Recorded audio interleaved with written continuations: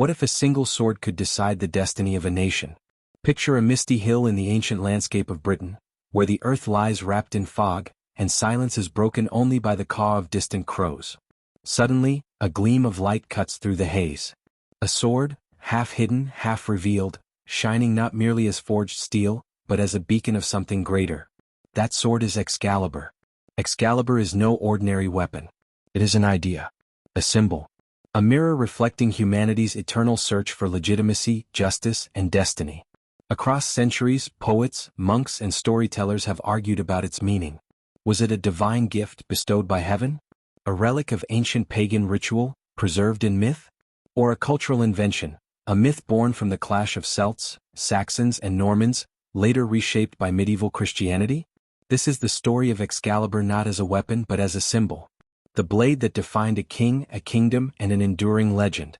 And before we begin this journey into myth and memory, if you enjoy explorations of history, mythology, and the deeper truths behind epic stories, make sure you subscribe.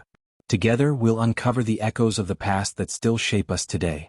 When we speak of Excalibur, we are not speaking of a sword alone. We are speaking of a myth, born not in a single place, not in a single century but across generations of storytellers who shaped, refined, and transformed it. To understand its symbolism, we must begin at the beginning, or more precisely at several beginnings, for Excalibur does not emerge from one clear source, but from a tapestry of traditions that span pagan ritual, Celtic legend, and medieval romance. The earliest chronicles of Arthur's reign make only fleeting mention of a great sword. Geoffrey of Monmouth, writing in the 12th century, gives Arthur a weapon of distinction, but it is not yet the fully formed Excalibur we know today. For Geoffrey, Arthur's sword was one mark of his greatness, an emblem of military might, a signal that he was no ordinary king. But the sword remained undefined, lacking the layers of spiritual and cultural meaning that later centuries would weave into it. It was in the works of the French poets, especially Chrétien de Troyes, that the Arthurian world began to take on its familiar shape. The Round Table, the Grail quest, the knightly code of honor, and the enchanted sword that was more than steel. By the time we arrive at Sir Thomas Malory's Le Morte d'Arthur in the 15th century, Excalibur is no longer just a weapon.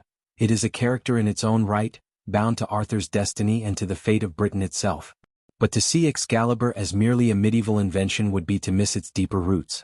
The Celts, long before the Norman scribes and French poets, believed that weapons could be sacred, infused with spirit and mystery. Archaeologists have uncovered countless ancient swords lying at the bottoms of rivers and lakes throughout Britain and Ireland. These were not lost by accident. They were placed deliberately as offerings to the gods. Imagine the scene. A warrior stands by the shore, holding the sword that has carried him through battles. With solemnity, he casts it into the water, surrendering it back to the divine. In that act, the sword ceases to be merely a blade. It becomes a vessel of meaning, a bridge between human courage and divine power. Excalibur inherits this legacy. It is, at its heart, a survival of the Celtic ritual imagination. The very idea of a sword granted by mysterious powers, shining with light, capable of blessing or cursing, reflects an older worldview in which objects were alive with spirit. And in the medieval Christian retelling, this pagan aura was never entirely erased, it was transformed. The Lady of the Lake became a quasi-Christian figure, the stone became a symbol of divine election, but the echoes of Celtic ritual remained in every stroke of the blade. We must also remember the world in which these stories were told. The 12th and 13th centuries were ages of transition, when old pagan memories still lingered but were being reshaped by the Christian imagination. The Crusades had carried European knights eastward, exposing them to new cultures, new legends, and new ideals of sacred warfare. The Church sought to Christianize the warrior class, to take the raw violence of feudal lords and channel it into a code of chivalry. What better symbol could embody this union of the sacred and the martial than a sword that was itself holy?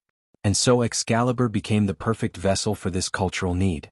It was a sword, yes, but not an ordinary one.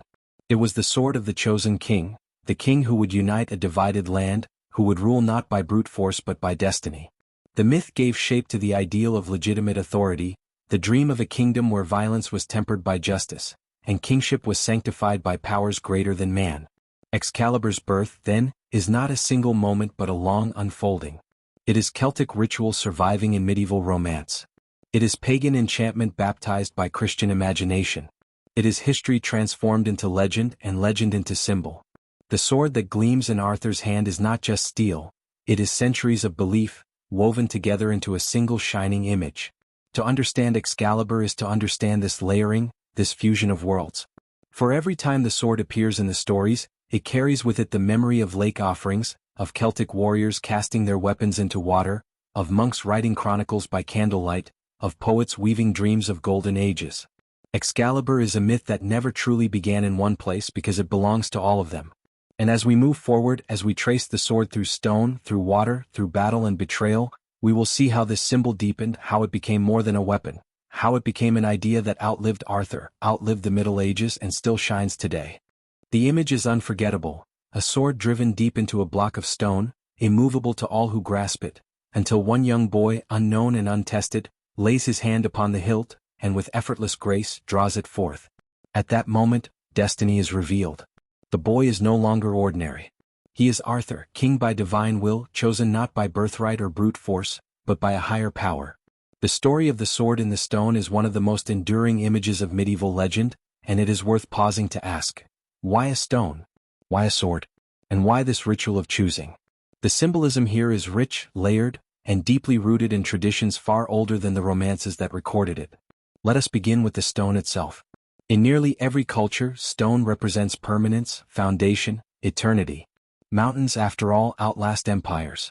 To drive a sword into stone is to fuse power with permanence, to declare that the authority it represents is immovable, timeless, beyond the reach of ordinary men. Only one marked by fate or by the gods could disturb it. In this way, the stone is not simply a test, it is a shrine. The boy who draws the sword does not just prove strength. He reveals himself as chosen, his act echoing with divine sanction. Now consider the sword. Unlike a crown or a throne, a sword is not passive. It is a tool of action, of violence, of justice. In the Middle Ages, the sword was the very emblem of knighthood. To give a man a sword was to recognize his maturity, his readiness to defend and to rule. When Arthur draws the sword from the stone, he is not merely chosen to sit upon a throne.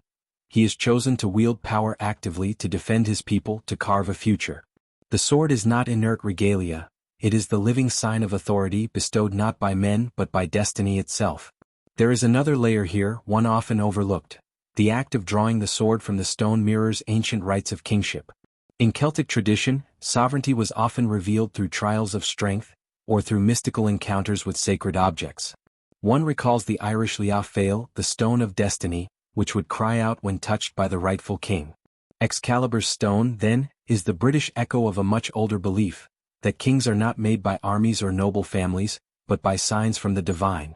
Yet the tale as we know it today is not purely Celtic. It was refined and Christianized by medieval authors. The stone in this retelling begins to carry echoes of the Church's sacraments. Consider baptism, in which water and stone fonts play a central role. Consider also the altar, often carved of stone, upon which rests the bread and wine. To draw the sword from the stone is almost sacramental. It is a divine election, a visible sign of an invisible grace. Arthur's kingship becomes not just political but spiritual. He is in essence ordained by miracle. This is why the scene captured the medieval imagination so powerfully. In an age of contested thrones, of rival claimants and constant war, the idea of a miraculous, indisputable sign of kingship was irresistible. Knights and lords might squabble over lineage, but who could argue with the will of God, made manifest in a boy who pulled a sword from solid rock? The tale offered comfort in a world where legitimacy was often uncertain, where violence threatened stability. It reassured listeners that true authority, when it came, would be unmistakable and sanctified. Of course, there is also the dramatic irony. The boy who pulls the sword is not the mighty warrior, not the proud noble, but the unassuming youth. Arthur's elevation is a reversal of worldly expectations, a theme deeply Christian at its core. Just as David, the shepherd, was chosen over his stronger brothers to be king of Israel, so Arthur, the foster child, was chosen over seasoned knights. The sword in the stone is thus a parable as much as a legend. Power is not always given to the strong, but to the worthy, to the one whose destiny is greater than appearances. But we must not forget the sensual detail of the scene itself. Imagine the crowd gathered in the square, knights and lords jostling for a chance, each failing in turn. The sword gleams in the cold light of winter, its hilt glittering with promise, its blade rooted in the unyielding rock. One by one, hands grasp it, strain against it, falter and release. Then comes the boy, small and hesitant. He places his hand upon the hilt, and to the astonishment of all, the sword slides free as though it had been waiting only for him. The gasp of the crowd, the murmur of disbelief, the sudden silence. It is theater, miracle, and revelation all at once. In that moment, Arthur becomes more than a character. He becomes a symbol of the ideal ruler, humble, divinely chosen, legitimate beyond dispute. The sword in the stone is not simply a story of destiny, it is a declaration of what kingship ought to be. Not seized by force, not inherited by mere accident of blood, but bestowed by higher powers for the sake of the realm. And this, perhaps, is why the image still captivates us today. In our modern world, where authority is often questioned, where legitimacy is fragile, we too long for signs that our leaders are chosen for a purpose greater than ambition. The sword in the stone reminds us of that longing. It speaks to a universal desire, that rulers should not merely be powerful but rightful, that behind the chaos of human politics, there is order, justice, and meaning. The scene ends with Arthur holding the sword high, the murmurs of doubt giving way to cries of allegiance. A kingdom that had been divided begins to unify around him, not because of conquest, but because of the mystery of the stone. From this moment onward, Arthur is not just another warlord. He is the once and future king, the one chosen by miracle, destined to carry Britain into a golden age. The sword in the stone, then, is not just a trial. It is the birth of Arthur's kingship, the beginning of his legend, and the foundation of Excalibur's enduring symbolism. For from now on, the sword is not simply a weapon, it is the embodiment of destiny. And as we will see in the chapters ahead, destiny can be both blessing and burden, light and shadow, triumph and tragedy. If the sword in the stone crowned Arthur as king, it was the Lady of the Lake who gave Excalibur its true enchantment. Among the many figures of Arthurian legend, she is perhaps the most mysterious, a woman neither wholly divine nor entirely mortal, a guardian of waters, of secrets, and of power. To understand the symbolism of Excalibur, we must linger here, beside the lake, and watch as Arthur receives his blade from her hand. The Lady of the Lake does not come from nowhere. Her roots stretch deep into ancient traditions, into the Celtic belief that lakes and rivers were portals to the otherworld. For the Celts, water was never mere water. It was the boundary between the seen and the unseen, between the human world and the realm of spirits. To cast weapons into water, as countless archaeological discoveries attest, was to offer them to divine powers. And so, when Excalibur rises from the lake, it is not simply a fairy tale, it is the survival of a ritual transformed into story. Imagine the scene. Arthur, still a young king, troubled and uncertain, stands by the water's edge. The lake is calm, its surface glistening like polished glass beneath the morning sun. Suddenly, a hand, pale and perfect, breaks the surface, grasping a sword whose brilliance seems otherworldly. The blade shines with a light not of this world, its steel unblemished, its hilt adorned with jewels that sparkle like stars. The hand holds it aloft as though offering not just a weapon but a covenant. Arthur steps forward, receives the sword, and with it, his kingship is consecrated once more, not by stone, not by men, but by the mystical powers of the otherworld. The symbolism here is rich. If the stone represented permanence and divine authority rooted in earth, the lake represents mystery, transformation, and the realm beyond mortal sight. To take the sword from the Lady of the Lake is to accept that kingship is not only grounded in the visible order of the world, but also touched by the invisible. Arthur is not just a warlord legitimized by trial, he is a monarch sanctified by mystery. But who is this lady? Medieval authors never fully agree. Sometimes she is benevolent, a protector and giver of gifts. At other times she is enigmatic, even dangerous. In Mallory's Le Morte d'Arthur, she is both the giver of Excalibur and the one who demands gifts in return. In some versions she raises Lancelot, Arthur's greatest knight, in her hidden realm beneath the waters. She is, in every sense, liminal, dwelling between worlds, embodying both grace and peril. The Lady of the Lake reminds us that power is never free.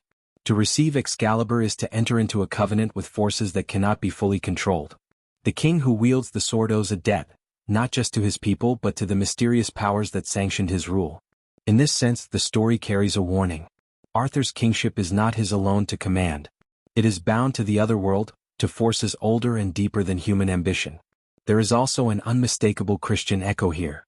Medieval audiences would have recognized in the Lady of the Lake a reflection of the Virgin Mary, or of the Church itself, which was seen as the mystical bride bestowing legitimacy upon kings. Just as a bishop would place a crown upon a monarch's head, the lady places a sword in Arthur's hand. Her lake, like the baptismal font, is water made sacred, a threshold between mortal and divine. Excalibur, in this light, becomes not just a weapon of war, but a sacrament of kingship. And yet, beneath the Christian overlay, the pagan essence still shines. The lady is also a goddess in disguise, a survival of the ancient sovereignty figures who chose kings by granting them gifts. In Celtic myth, the king was often united with the land through a woman who embodied its fertility and power. To reject her was to doom the realm, to accept her was to secure prosperity. When Arthur accepts Excalibur from the lady, he is not only receiving a weapon, he is wedding himself to Britain itself, pledging to rule in harmony with forces greater than himself. Let us also consider the duality of the sword's gifts. In some versions of the story, the scabbard given with Excalibur is said to be even more valuable than the sword itself, for it prevents Arthur from bleeding to death when wounded. Here we see the lady's wisdom. Power is not only the ability to strike, but the grace to endure. The scabbard is preservation, the silent counterpart to the sword's brilliance. Together they embody the full circle of kingship, strength and endurance, victory and protection. The Lady of the Lake also embodies the eternal feminine in myth, the muse, the guide, the enchantress who stands at the threshold of transformation. She does not fight battles, she does not sit on thrones, but she shapes destinies. Without her, Arthur is a king with a sword of stone. With her, he becomes a king touched by mystery, a ruler whose authority is bound not only to earth but to water, not only to permanence but to depth. Why does this matter to us today? Because the Lady of the Lake speaks to something timeless in the human experience. Our recognition that true power is never purely rational, never entirely under our control. Every society, every leader, every person in some way, is shaped by forces they cannot see, by chance, by fate, by mystery. The lady embodies those forces. She reminds us that life's greatest gifts are also life's greatest responsibilities, and that to accept them is to walk a path both luminous and perilous. The scene closes with Arthur holding Excalibur high, its blade gleaming with an otherworldly light. Behind him lies the land, divided yet hopeful. Before him lies the destiny of kingship. The lady sinks once more beneath the waters, vanishing into silence, leaving only ripples that spread across the lake's surface. Arthur is alone, but no longer merely a boy or a warlord. He is the chosen king, armed not just with steel but with the blessing, and the burden, of mystery. The Lady of the Lake, then, is more than a character. She is the embodiment of the unseen, the voice of the otherworld, the keeper of the covenant between ruler and realm.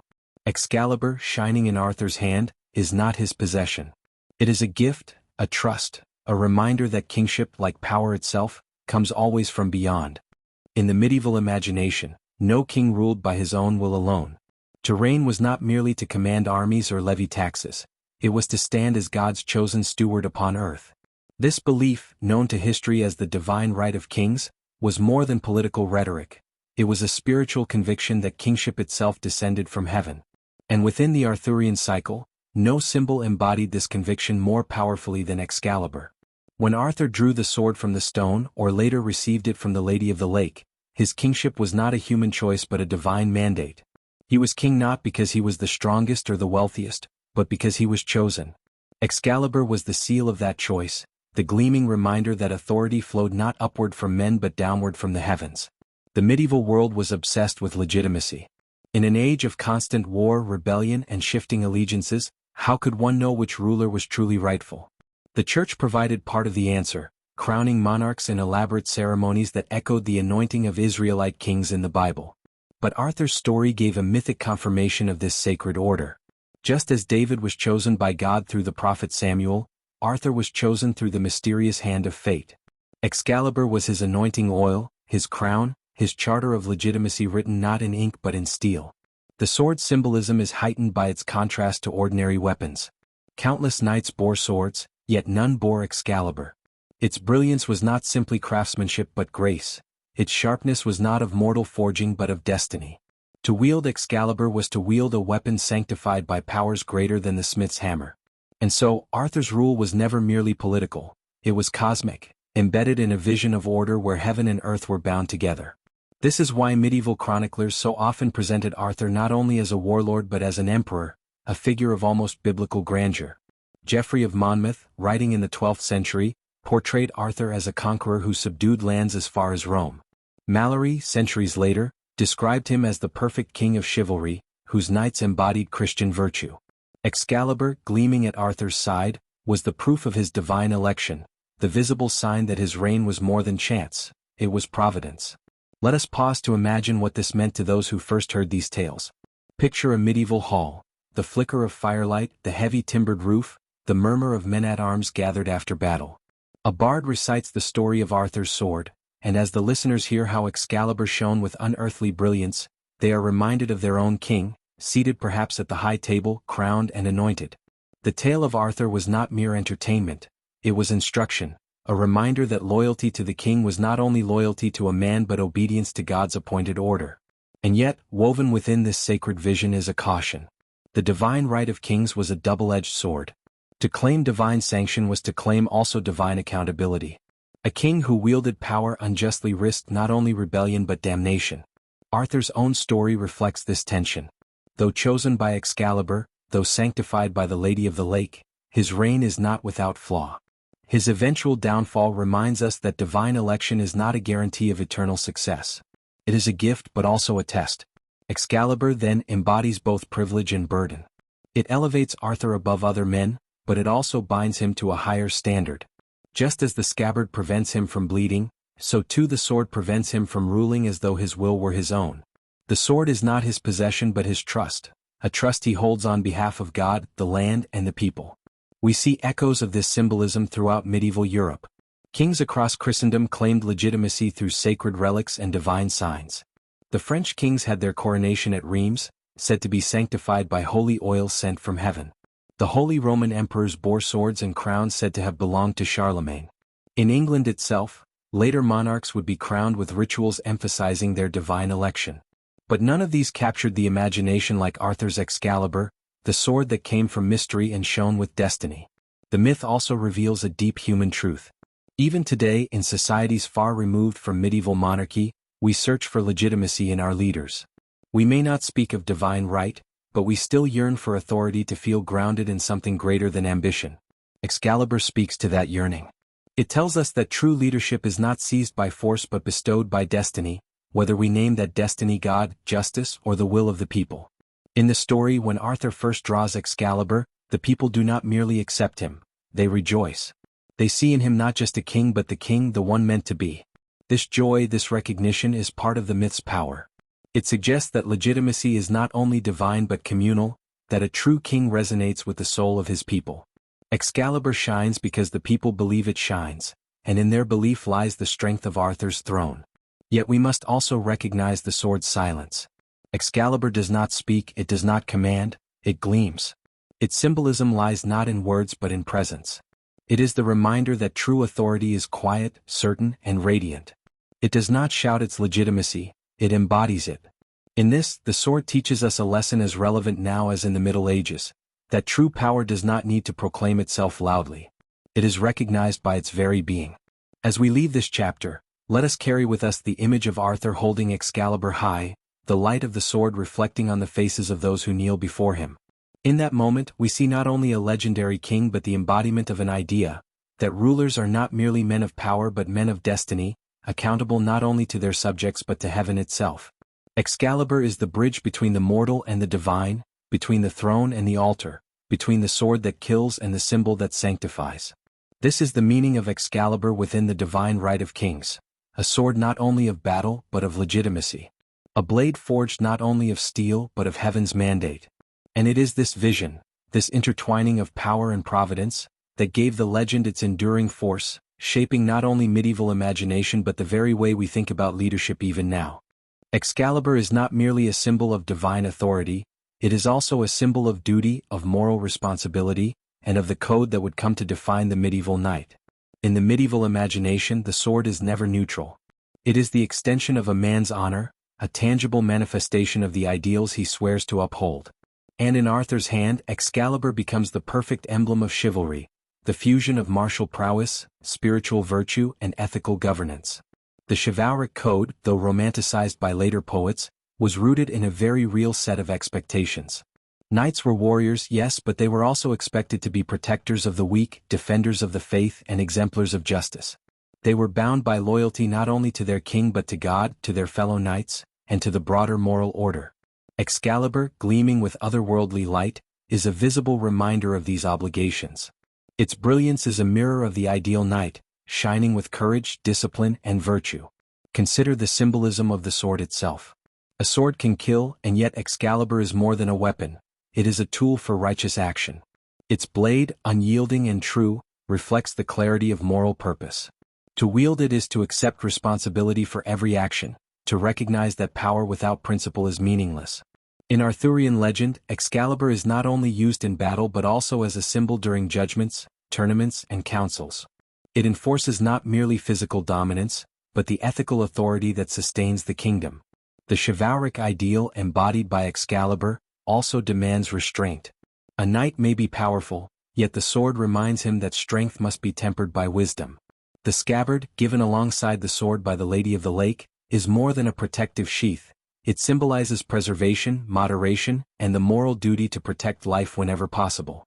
A true knight, like Arthur, must understand that the sword is not merely for conquest, but for balance, for upholding justice without excess. Excalibur's role in tournaments further underscores its connection to the chivalric code. Medieval tournaments were not mere spectacles, they were moral and social training grounds. Knights tested their skill and valor, yes, but also their honor and restraint. In many tales, Arthur wields Excalibur not in private duels but as a symbol of fair rule, presiding over contests to maintain order and adjudicate disputes. The sword becomes an arbiter of justice, a shining standard that guides conduct. It is also important to note that chivalry is inseparable from service. A knight's power is not his alone, it is entrusted to him for the benefit of the realm. Excalibur reflects this philosophy. It is not a weapon to glorify the wielder, but to protect his people, uphold his oaths, and honor the covenant between king and kingdom. Every swing of the sword in Arthurian legend carries this weight of responsibility, teaching the audience that greatness is inseparable from duty. The stories emphasize humility as well. Arthur, despite being king, is not above the code. He lives it. He shows mercy to vanquished foes, respects his knights, and seeks counsel from the wise. Excalibur, in this context, is a reminder that true power is inseparable from virtue, that the blade must reflect not the ambition of the wielder, but the values he upholds. Yet there is also a cautionary dimension. The chivalric code is idealistic, and human failings often lead to tragedy. Many of Arthur's knights, despite their prowess, fall prey to pride, envy, or desire. Excalibur shines as a symbol of what should be, illuminating the contrast between virtue and human frailty. Its light both inspires and judges, reminding knights and kings alike that ideals are never guarantees, only guiding principles to strive toward. The symbolism extends even further into personal conduct. A knight's honor was a social currency, recognized by peers and society alike. Excalibur embodies this honor, a visible marker of legitimacy and integrity. To hold the sword is to hold a standard higher than oneself. In Arthurian tales, the image of Excalibur gleaming during ceremonies or battle communicates a narrative of moral and social cohesion. A kingdom thrives not solely through force, but through the shared understanding of right and wrong. In addition, Excalibur represents the integration of martial skill with spiritual awareness. The sword is powerful, yet it is also sacred. This combination reinforces the chivalric ideal that true strength lies not merely in defeating enemies, but in upholding justice, mercy, and the ethical responsibilities of leadership. Knights are called to defend the weak, honor the sacred, and maintain the moral fabric of society. Excalibur is the ultimate emblem of this fusion, the physical manifestation of ethical action in the world. Finally, the enduring appeal of Excalibur as a symbol of chivalry lies in its universality. Across centuries, audiences have been drawn to the ideal of a ruler or knight whose power is inseparable from principle. The sword continues to inspire because it reminds us that true greatness is never merely about dominance. It is about character, integrity, and the courage to uphold ideals even when the path is difficult. Thus, Excalibur is more than a weapon. It is a living symbol of the chivalric code, an ethical compass forged in myth, shining with the promise of virtue, honor, and responsibility. In Arthur's hand, it is not only steel, it is a mirror reflecting the highest ideals of humanity, a standard to which every knight, every leader, and indeed every one of us might aspire. Excalibur is often remembered for its brilliance, its unbreakable steel, and the mystical powers it embodies. Yet beyond all these qualities, perhaps its most enduring symbolism lies in justice. In Arthurian legend, Excalibur is more than a weapon. It is the instrument of moral balance, the tangible extension of fairness and law in a world rife with conflict and ambition. To wield Excalibur is to hold the authority to discern right from wrong, to enforce not personal desire but universal order. In the medieval mindset, justice was inseparable from the king's role. Rulers were expected to act as earthly representatives of divine will, to ensure that the weak were protected, the innocent defended, and the guilty punished. This was no easy task. Kingdoms were fragmented, wars frequent, and loyalties ever-shifting. Excalibur, with its shining edge and unyielding presence, became a metaphor for this delicate balance. The sword did not merely slay enemies, it enforced the moral authority of the crown, striking in accordance with righteousness rather than personal gain. Imagine the scenes described in Mallory and other medieval chronicles. A knight accused of treachery, a dispute over land or honor, a rebellion against rightful rule. Arthur, holding Excalibur, presides over the judgment, not with arbitrary force, but with measured authority. The sword embodies the weight of discernment. Its edge symbolizes the clarity required to separate truth from falsehood, virtue from vice, and justice from vengeance. In this, the blade is less a weapon than a living emblem of ethical governance. Excalibur's association with justice also extends to the battlefield. In many tales, the sword cuts swiftly and decisively, yet its power is tempered by restraint. Arthur does not wield Excalibur for wanton bloodshed. Its brilliance is a reminder that even in war, there is a standard to be upheld. Violence is not the goal, justice is. The sword's supernatural quality reinforces the idea that the king's decisions are guided not by mortal whim, but by a higher, moral authority. The battlefield becomes not just a place of conquest, but a theater in which the principles of justice are enacted and affirmed. Historically, this symbolism resonated deeply with medieval audiences. Kings and lords were acutely aware that their legitimacy depended on fairness and the perception of justice. A ruler who was seen as cruel, arbitrary, or corrupt risked revolt, social instability, or divine punishment. Excalibur embodies an ideal, that the true king wields power in accordance with a moral compass, that strength and authority must serve the common good. The sword's edge, therefore, is a symbol of responsibility as much as of might. Moreover, the sword's relationship with justice is intertwined with its sacred nature. Excalibur is not merely an object of human craftsmanship. It is a gift from the otherworld, often bestowed by the Lady of the Lake. Its origin signifies that justice is not invented by men, but revealed through divine or mystical authority. To wield the sword is to uphold a system of order that transcends personal ambition, a reminder that the law, and the moral code, is greater than any one individual no matter how powerful. Consider also the duality of Excalibur as justice incarnate. It has the power to defend, to protect, and to preserve life when wielded rightly. Yet it also has the capacity to punish, to sever falsehood from truth, to strike down those who betray trust or break oaths. This duality mirrors the human experience of justice itself. It is both protective and corrective, a force that maintains balance by rewarding virtue and restraining vice. In this sense, the sword is not just Arthur's. It is a manifestation of a universal principle. The sword's role in maintaining justice is further amplified by its relationship with the Round Table. Arthur's knights are bound by codes of honor and fairness, guided by Excalibur's presence.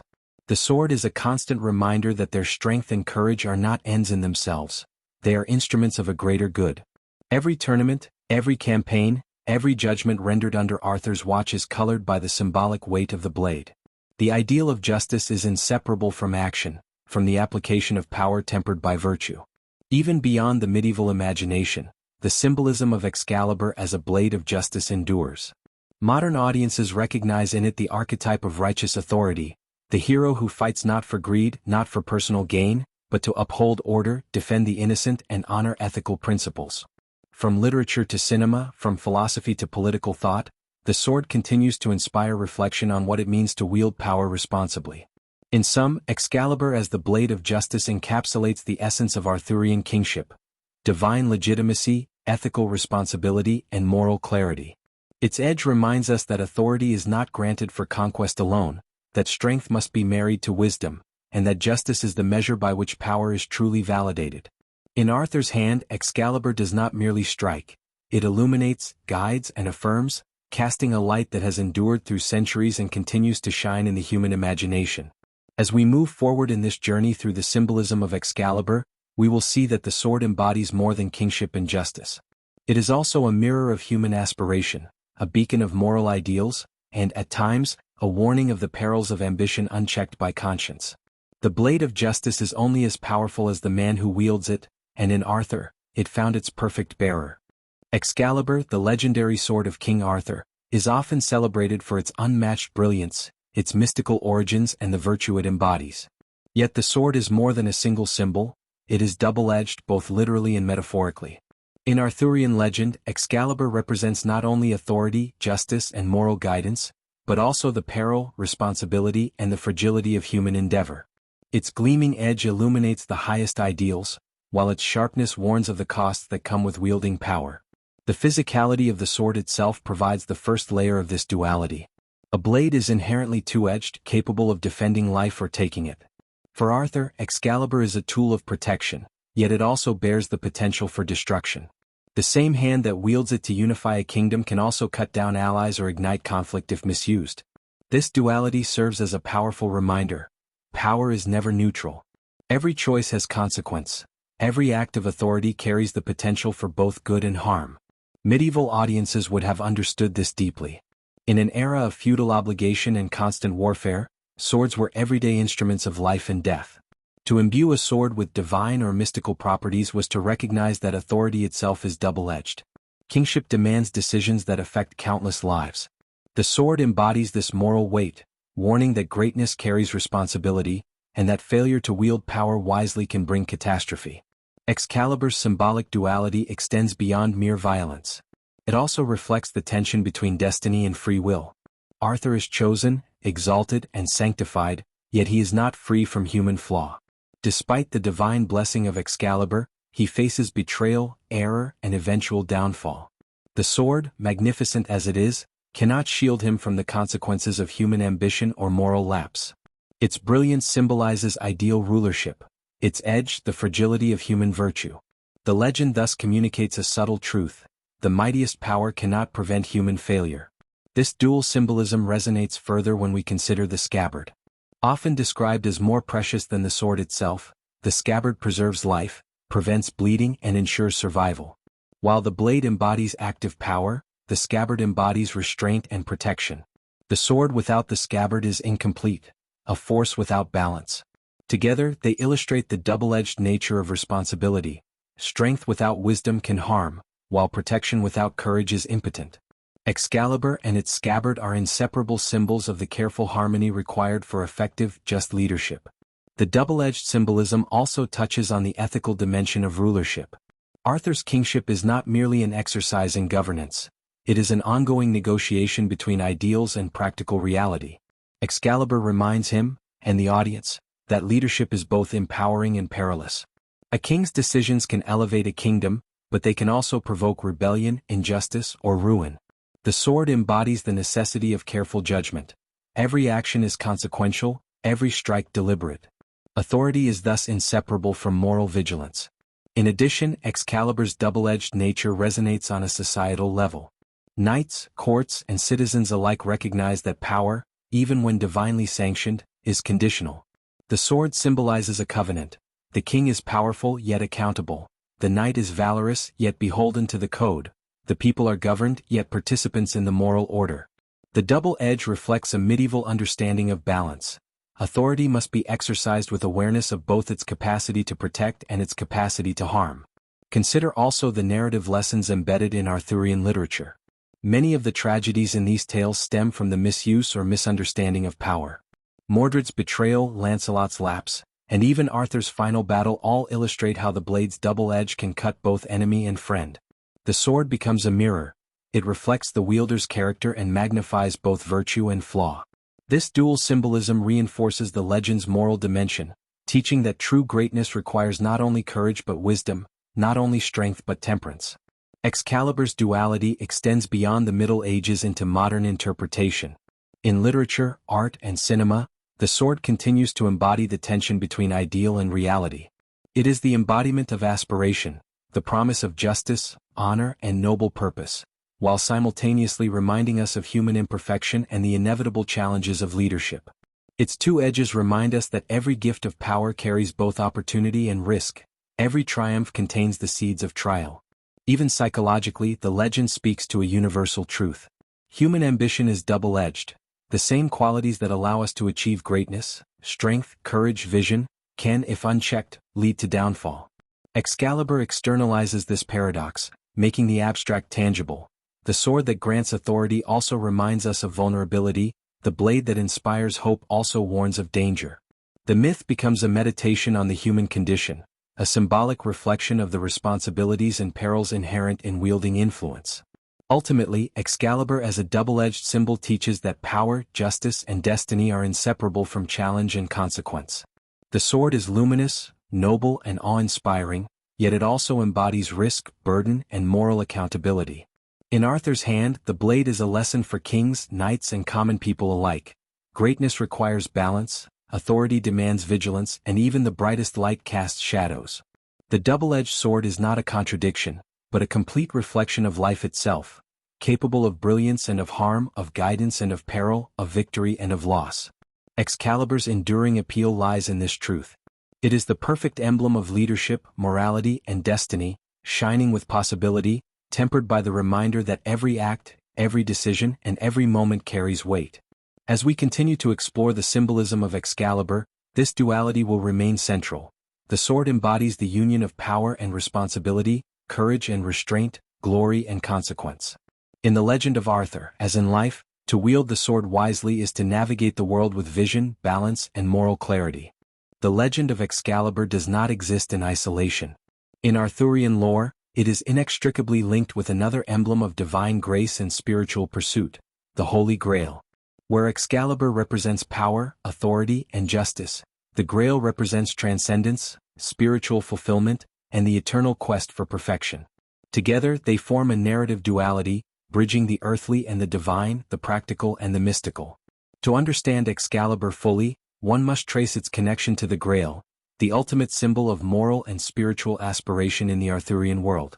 The Holy Grail, like Excalibur, has roots that predate its medieval literary codification. Scholars trace echoes of the Grail to Celtic mythology, where sacred cauldrons provided abundance, healing, and wisdom. These cauldrons were symbols of divine generosity and mystical power. When fused with the Christian imagination of 12th century France, they became the chalice of Christ, the vessel of eternal grace, sought by the pure of heart and courageous of spirit. The connection to Excalibur is subtle but profound. Both objects are gifts from a higher realm, both embody the intersection of destiny, virtue, and divine sanction, and both serve as tests and symbols of worthiness. Arthur's Excalibur is often the instrument through which knights demonstrate their courage, skill, and moral integrity.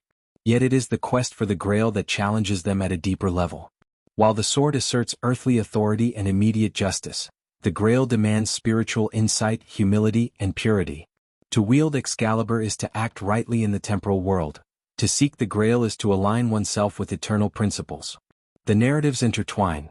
The knight who wields the sword most effectively is often the one best prepared to pursue the Grail, yet the Grail's pursuit also tempers the exercise of power, reminding the wielder that authority must be guided by virtue. The symbolism of Excalibur within the Grail quest can be seen most vividly in the role of Lancelot. Lancelot, Arthur's greatest knight, embodies skill, courage, and the virtues of chivalry, yet he is deeply flawed, his moral failings keeping him from achieving the Grail. Excalibur, in his hand, allows him to perform extraordinary deeds, yet the sword cannot substitute for spiritual purity. The lesson is clear. Earthly might, even when sanctioned by destiny, cannot alone secure spiritual fulfillment. Excalibur and the Grail together symbolize the complementary paths of human endeavor, the external, heroic struggle and the internal, spiritual journey. The narrative also elevates the idea of leadership. Arthur, as king, is not merely a warrior but a moral exemplar. Excalibur embodies his right to rule and his ability to enforce justice, while the Grail represents the higher calling of wisdom, compassion, and spiritual insight. The sword governs the body of the kingdom, the Grail governs the soul of its people. Together they construct a vision of kingship that is as ethical as it is powerful, a blueprint for ideal rule that resonates with audiences across centuries. Consider the visual and symbolic interplay in medieval storytelling. When a knight sets out on the Grail quest, the sword is rarely absent. It is Excalibur that clears obstacles, defends the innocent and demonstrates valor. Yet the Grail is always just beyond reach, a shimmering ethereal goal that cannot be attained by force alone. This juxtaposition teaches an essential lesson. Power alone cannot achieve ultimate good. Courage must be guided by virtue, and justice must be balanced with spiritual discernment. Furthermore, the narrative reinforces the theme of moral testing. Excalibur may protect and empower, but it also exposes the wielder to the consequences of choice. Every encounter, every duel, every decision under its guidance is a reflection of character. The Grail, meanwhile, represents the ultimate test of soul and integrity. Together, the sword and the Grail create a layered metaphor: the temporal and the eternal, the practical and the ideal, the human struggle and the divine aspiration, all intertwined in the legend of Arthur and his knights. The enduring power of this symbolism lies in its universality. In every era, humans confront the tension between immediate responsibility and higher purpose, between worldly achievement and spiritual growth. Excalibur and the Grail encapsulate this duality. One asserts authority and action in the tangible world, the other inspires reflection and transcendence beyond it. Together, they map a path for both ethical leadership and personal development, demonstrating that true greatness requires the union of courage, morality, and spiritual insight. Finally, the connection between Excalibur and the Grail underscores the interdependence of the material and the mystical. A king may wield the sword and govern with skill, but without virtue and vision, the kingdom may falter. A knight may seek glory in battle, but without moral clarity, his efforts may be in vain. The legend, in this way, is a meditation on balance, on the harmony between action and conscience, strength and humility, power and purpose. Excalibur and the Grail are not merely objects. They are symbols of the dual paths of human aspiration, guiding rulers, warriors, and all who seek to align their lives with the higher principles of justice and virtue. In the end, the sword and the Grail illuminate each other. Excalibur shines with the clarity of righteous power, the Grail glimmers with the promise of eternal grace. Together, they create a vision of the ideal life, one in which authority is exercised wisely, courage is tempered by virtue, and the quest for moral and spiritual excellence remains ever at the heart of human endeavor. Through Arthur and his knights, these symbols teach us that the pursuit of greatness is not only about what we wield but about how we wield it, and to what end. Excalibur is more than a sword. It is a symbol woven into the very fabric of Arthurian life, both in moments of violent conflict and in ceremonial display. Its dual presence in war and ritual reflects the intricate relationship between power and legitimacy, between the tangible act of combat and the performative assertion of authority. To understand Excalibur is to understand how kingship and knighthood were enacted, dramatized, and consecrated in the medieval imagination. On the battlefield, Excalibur is the manifestation of divine and royal power. Unlike ordinary weapons, it cuts with precision, strikes with decisiveness, and inspires both awe and fear. In the heat of combat, the sword's presence is as much psychological as it is practical. Knights who see Arthur raise Excalibur are reminded of the king's rightful authority and his divine sanction. Enemies hesitate, allies are emboldened, and the battlefield itself becomes a theater in which legitimacy and valor are enacted. Excalibur's gleam serves as a beacon, signaling that the wielding of force is guided not by mere ambition, but by justice, destiny, and moral purpose. Consider the medieval perspective. War was a constant feature of life, yet it was never conceived as simple brutality. Kings and knights were expected to fight honorably, to protect the innocent, and to uphold laws of warfare that reflected moral as well as practical codes. Excalibur embodies this ethos. It is a weapon, yes, but it is also a moral instrument, representing the king's responsibility to act justly even in the chaos of battle. Every strike of the blade carries ethical weight, a reminder that might must be tempered by principle. But Excalibur's significance is not confined to the battlefield. Ceremonial use amplifies its symbolic power, transforming the sword into a public assertion of legitimacy. When Arthur presides over the Round Table, raises Excalibur during coronation, or participates in formal assemblies, the sword is a visual language of authority. Its gleam conveys divine favor, the continuity of kingship, and the sacredness of law. In these moments, the sword is less a tool of combat than a signifier of social and moral order, a bridge between the king's personal strength and his public duty. Medieval audiences would have understood this dual role immediately. Public rituals reinforced social hierarchies, conveyed ethical standards, and reminded all present that authority was sanctioned both by human custom and divine will. Excalibur's presence in these ceremonies is thus deeply meaningful. It dramatizes legitimacy, moral guidance, and communal cohesion. The king does not simply speak or decree. He embodies the law through the sword he wields, a living symbol of justice and power combined. The duality of battle and ceremony also underscores the balance required of a king. Arthur must be both warrior and ruler, capable of wielding decisive force in conflict while exemplifying moral and civic virtue in governance. Excalibur bridges these domains. On one edge, it defends the kingdom and enforces justice in the physical world. On the other, it performs a symbolic function, communicating authority and inspiring loyalty without striking a single blow. The sword, therefore, is both functional and emblematic, reflecting the complexity of true leadership. Ceremonial use of Excalibur also has profound psychological and cultural effects. When knights and subjects witness the sword in ritual, they are reminded of the sacred dimension of kingship. They are encouraged to act in accordance with the moral code, to honor oaths, and to respect the legitimacy of authority.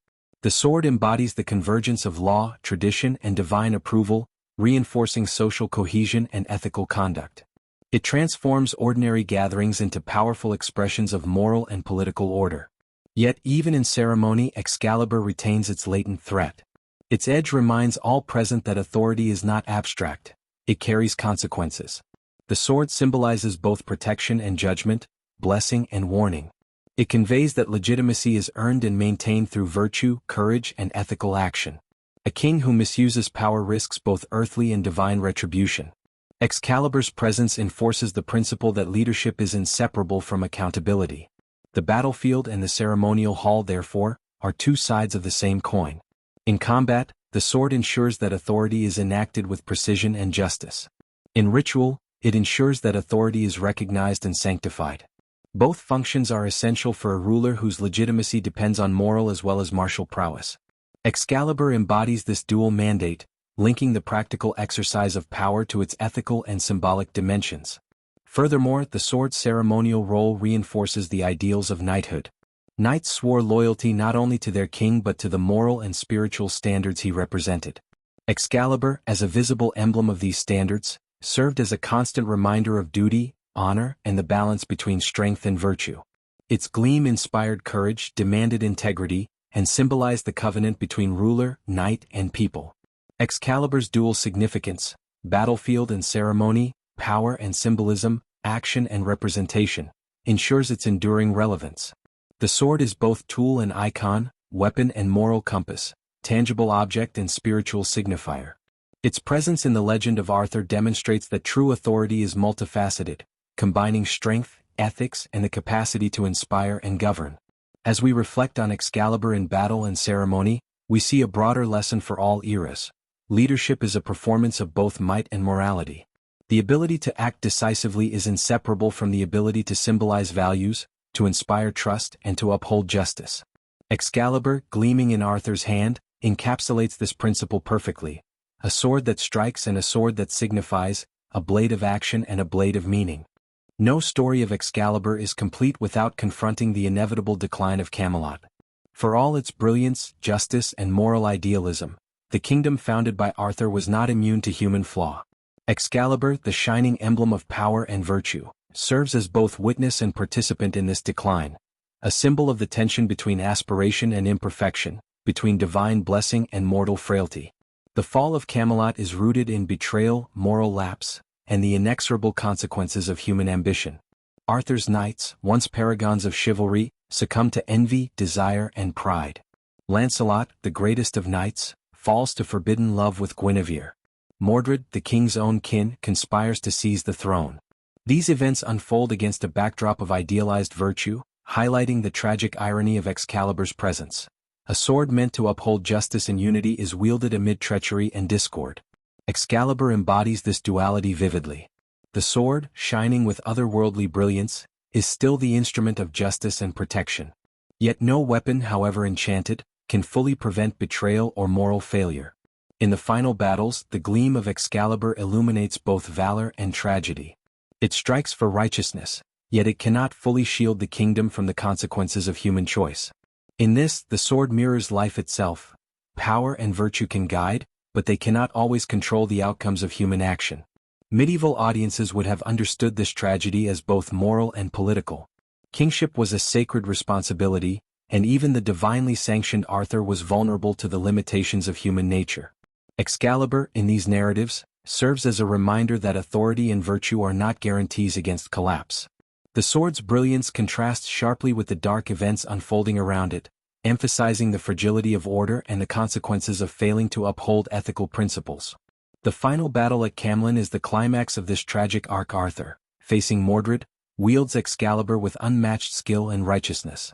The sword is both instrument and symbol, asserting moral authority amid chaos. Yet even as Arthur strikes down his enemies, he is mortally wounded, a reminder that even the greatest king and the most perfect weapon cannot escape the consequences of fate and human flaw. The legend captures a profound truth. Power, no matter how righteous, carries vulnerability, and the fall of greatness is always possible. Excalibur's fate after Camelot further deepens its symbolic resonance. According to most accounts, the sword is returned to the Lady of the Lake, disappearing beneath the waters from which it first emerged. This act is deeply symbolic. The power that once defined a king and a kingdom is reclaimed by the mystical, the transcendent. It signifies that authority is not permanent, that earthly rule is temporary, and that true power ultimately belongs to forces beyond human control. The sword's return to the lake reinforces the theme of moral and spiritual accountability, suggesting that greatness is a stewardship, not a possession. The fall of Camelot also underscores the limitations of chivalric ideals when confronted with human weakness. Excalibur shines as a constant moral guide, yet its presence alone cannot prevent treachery, desire, or error. This duality is essential to understanding the legend's enduring appeal. The sword represents what should be, justice, virtue, courage, but it also illuminates what is, the tragic reality of human imperfection. The interplay between these forces creates a narrative tension that is both timeless and profoundly human. From a historical perspective, Camelot's decline mirrors the fragile nature of medieval kingdoms.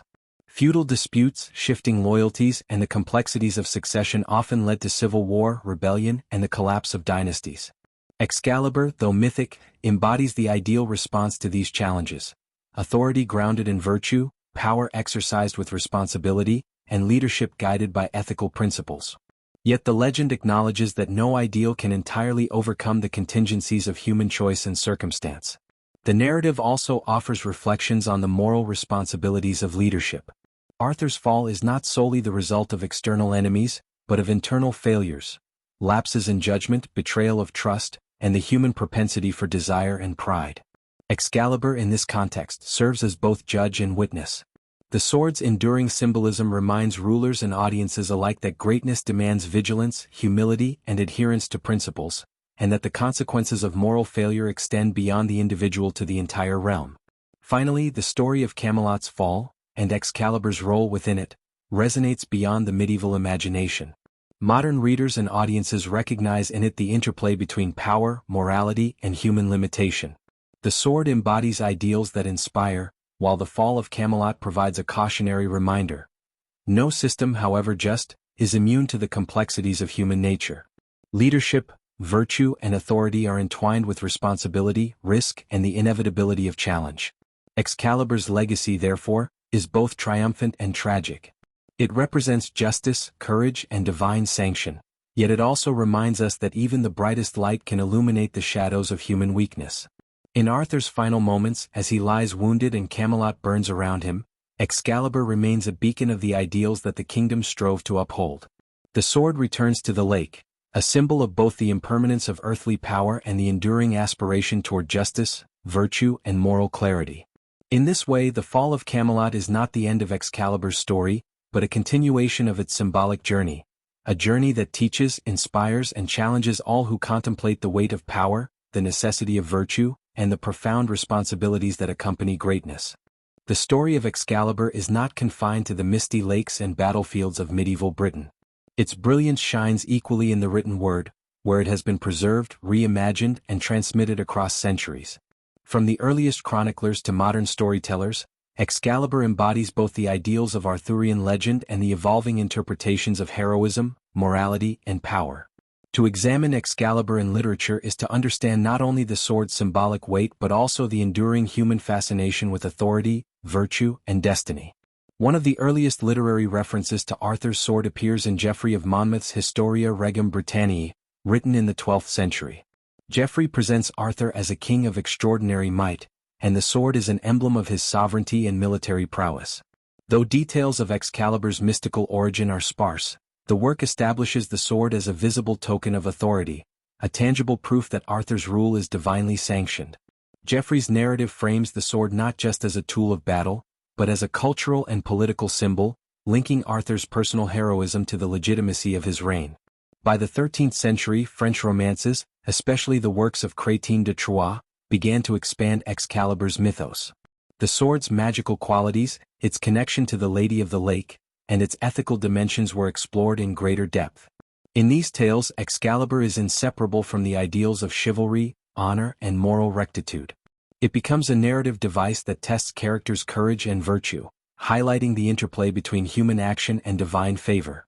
A knight's interaction with the sword is often a reflection of inner character. Those who wield it wisely demonstrate integrity, humility, and loyalty, while misuse signals moral weakness. Malory's Le Morte d'Arthur, composed in the 15th century, represents perhaps the most complete and influential literary depiction of Excalibur. Malory weaves together the sword's mystical origins, its role in battle, and its symbolic weight within the chivalric code. Excalibur is presented not merely as a weapon but as a moral instrument, a reflection of Arthur's kingship, and a standard of justice. Its presence in tournaments, battles, and courtly assemblies conveys the ideals of leadership, accountability, and virtue. Malory emphasizes that the sword's power is inseparable from the ethical responsibilities of its wielder, reinforcing the narrative that authority and morality are intertwined. Across centuries, literature has used Excalibur to explore profound human themes. The sword embodies the tension between power and responsibility, the ideal and the real, and the mortal and the divine. It provides a lens through which authors and audiences examine the nature of leadership, the challenges of moral choice, and the consequences of human ambition. Excalibur is both literal and symbolic, a weapon of unparalleled might and a narrative tool through which deeper truths about character, society, and destiny are revealed. Romantic and modern retellings continue this literary evolution. Writers from Tennyson to Marion Zimmer Bradley reinterpret the sword's symbolism, exploring its spiritual dimensions, ethical challenges, and psychological resonance. In Tennyson's Idylls of the King, Excalibur represents moral authority and the moral decline of Camelot, reflecting Victorian anxieties about virtue and societal order. In contemporary fiction, the sword often serves as a metaphor for personal integrity, courage, and the quest for justice, demonstrating its enduring relevance across time, culture, and medium. The literary portrayal of Excalibur also illustrates the adaptability of myth. Its meaning shifts according to context. In some narratives it emphasizes divine right, in others ethical responsibility, in others still heroic valor or personal transformation. This flexibility is part of the sword's power, allowing it to speak to diverse audiences, from medieval knights to modern readers, conveying timeless lessons about courage, morality, and human aspiration. Furthermore, Excalibur in literature often interacts with other mythic motifs: the Lady of the Lake, the Grail, the Round Table. Each interaction deepens the narrative complexity, linking the sword to broader themes of spiritual growth, communal responsibility, and ethical conduct. Through literature, Excalibur transcends the material world, becoming a symbol of ideals that guide human behavior, inspire reflection, and challenge us to act with integrity in the face of adversity. The enduring fascination with Excalibur in literature underscores its universality. Across languages, centuries, and genres, the sword continues to captivate audiences because it embodies a synthesis of power, virtue, and destiny. Its symbolic resonance extends beyond the story of Arthur. It represents the human struggle to wield authority wisely, to uphold justice, and to live in accordance with higher principles. In this way, Excalibur serves as both a narrative anchor and a moral compass, illuminating the timeless interplay between heroism, ethics, and human aspiration. In conclusion, Excalibur in literature is not merely a mythic artifact. It is a dynamic symbol that evolves with each retelling. From medieval chronicles to contemporary novels, the sword reflects the changing understanding of leadership, morality, and human potential. Its story teaches us that true power is inseparable from responsibility, courage is inseparable from ethics, and destiny is inseparable from the choices we make. Through the lens of literature, Excalibur continues to shine, a beacon of moral clarity, heroic aspiration, and timeless fascination. Beyond its historical, literary, and symbolic dimensions, Excalibur holds a profound place in the human psyche. The sword transcends mere narrative or physical artifact, entering the realm of archetype, where it embodies universal patterns of human experience. In the collective imagination, Excalibur is not just Arthur's weapon. It is a reflection of our deepest aspirations, fears, and struggles. It represents the eternal quest for courage, integrity, and alignment with higher purpose. The psychologist Carl Jung famously explored the concept of archetypes, innate, recurring symbols and motifs that appear across cultures and history. Excalibur fits squarely within this framework. As an archetype, it is the sword of destiny, a symbol of conscious will directed toward moral and heroic action. It embodies the power of transformation, the capacity to confront challenges with courage, and the pursuit of higher ideals. Like all archetypes, its resonance extends beyond its literal context, touching fundamental aspects of human development and moral evolution. Excalibur also represents the integration of masculine and spiritual energies. In many cultures, the sword is a phallic symbol of strength, authority, and action. In Arthurian legend, Excalibur is equally a spiritual instrument, often bestowed by the mystical Lady of the Lake or associated with divine sanction. This duality, action and wisdom, force and guidance, reflects a psychological balance, the human need to harmonize ambition with ethics, power with conscience, and worldly authority with spiritual insight. The sword becomes a tool for achieving personal wholeness, illustrating that true strength requires more than skill or courage. It requires moral and psychological maturity. The act of drawing Excalibur from the stone or receiving it from the lake carries profound symbolic weight. In archetypal terms, the sword represents the awakening of latent potential. Arthur, often depicted as young and untested, becomes king not simply by birthright but by proving his worthiness. The sword is the instrument of initiation. It transforms the ordinary individual into a figure of extraordinary moral and heroic capacity. In psychological terms, this mirrors the human process of growth, where latent talents and virtues are actualized through challenge, trial, and ethical decision-making. Excalibur also functions as a mirror to the self. Those who wield it must confront their own strengths and weaknesses, their courage and their flaws. Lancelot's inability to achieve the Grail, despite his martial prowess, demonstrates that skill alone is insufficient. The sword symbolizes the integration of action and ethics, force and virtue, external achievement and internal refinement. In this way, Excalibur is not merely a tool for defeating enemies, it is a catalyst for self-realization, a guide for moral and psychological development. Moreover, the sword's presence at critical moments, battles, coronations, or moral tests, underscores its role as a symbolic compass. It illuminates the path of responsibility, showing that power without ethics leads to destruction, while courage without reflection leads to hubris. In the collective unconscious, Excalibur embodies the principle that greatness is inseparable from accountability, that true heroism requires wisdom, and that the pursuit of destiny is inseparable from the cultivation of virtue. The archetypal power of Excalibur also extends to its luminous quality. The sword shines, often described as gleaming with unearthly light. This illumination represents consciousness, moral clarity, and the revelation of truth. In mythic terms, the sword's brilliance is a visible manifestation of higher purpose. It guides action, commands respect, and symbolizes the alignment of human will with divine or ethical order. Psychologically, it reflects the clarity that comes from integrating ego, virtue, and higher aspiration, a light that guides the individual through the moral and existential challenges of life.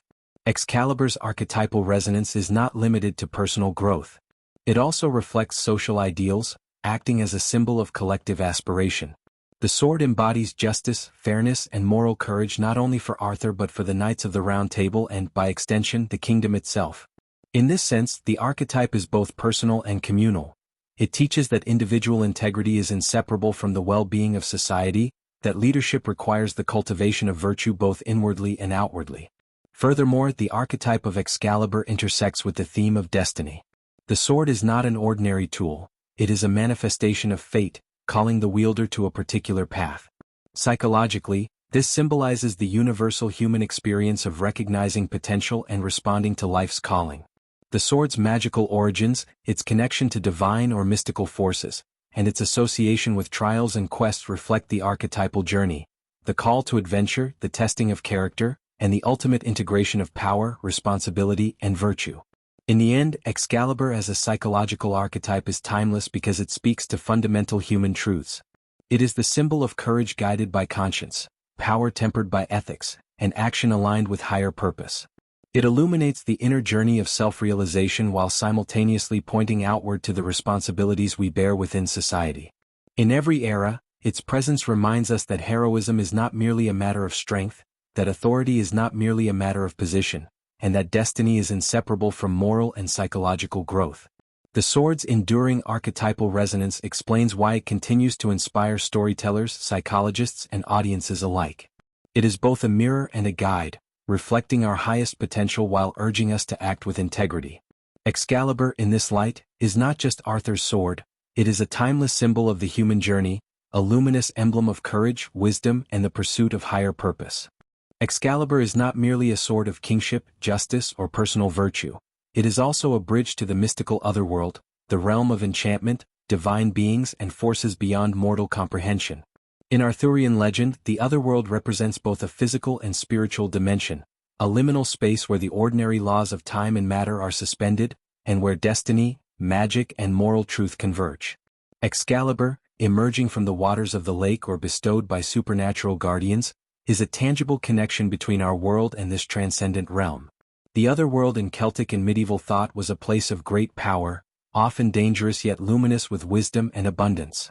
It is the realm of gods, fairies, and mystical forces, spaces where life and death, joy and peril, are intertwined.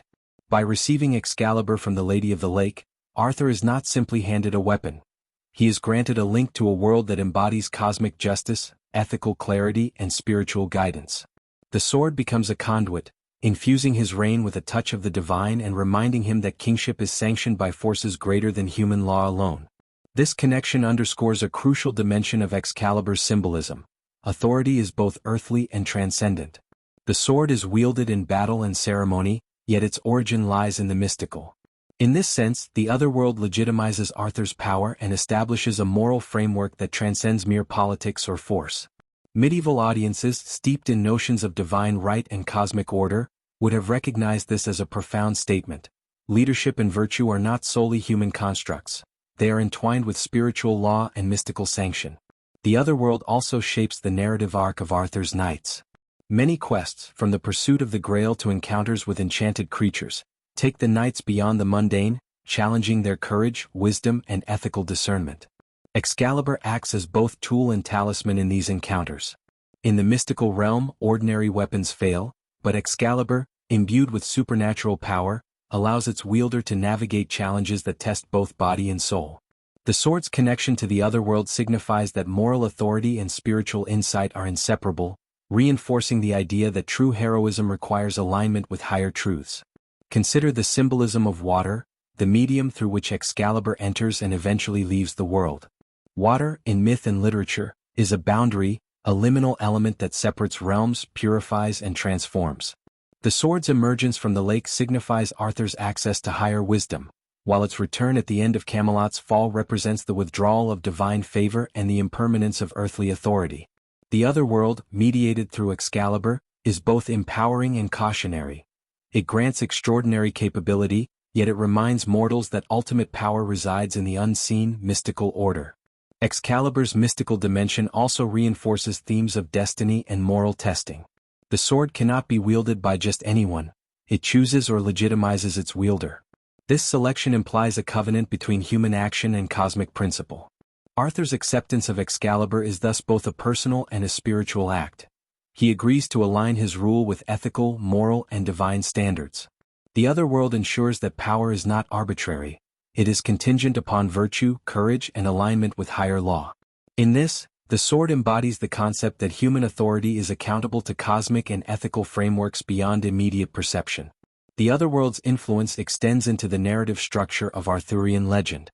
Magical encounters, enchanted guardians, and prophetic visions are recurring motifs, each illuminating aspects of character, destiny, and moral responsibility. Excalibur, as a gift of this realm, carries the imprimatur of mystical wisdom. In battle, it grants strength. In counsel, it signifies justice. In personal development, it challenges the wielder to integrate courage, ethical discernment, and foresight. The sword's connection to the otherworld transforms it from a mere artifact into a symbol of the integration of human and divine, temporal and eternal. Moreover, the sword's mystical origin emphasizes the permeability between worlds.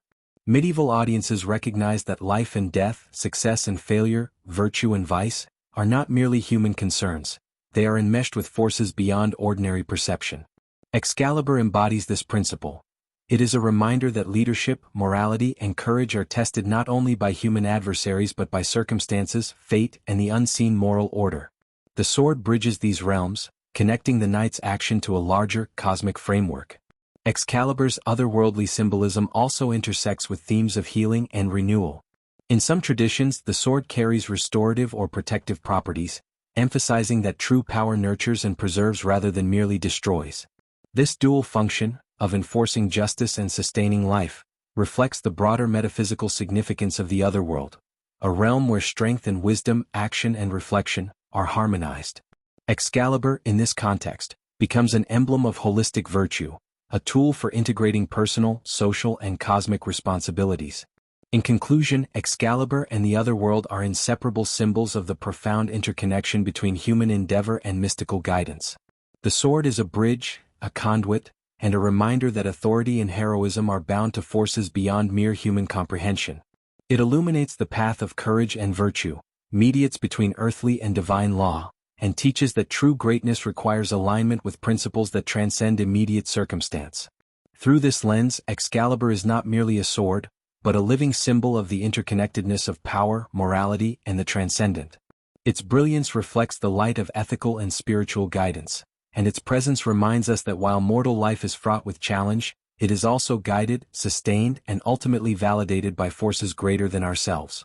The otherworld, through Excalibur, endows Arthur, his knights, and the legend itself with a timeless resonance that continues to inspire, challenge, and illuminate. Excalibur is, above all, a symbol of kingship, embodying authority, legitimacy, and the moral responsibilities that accompany power.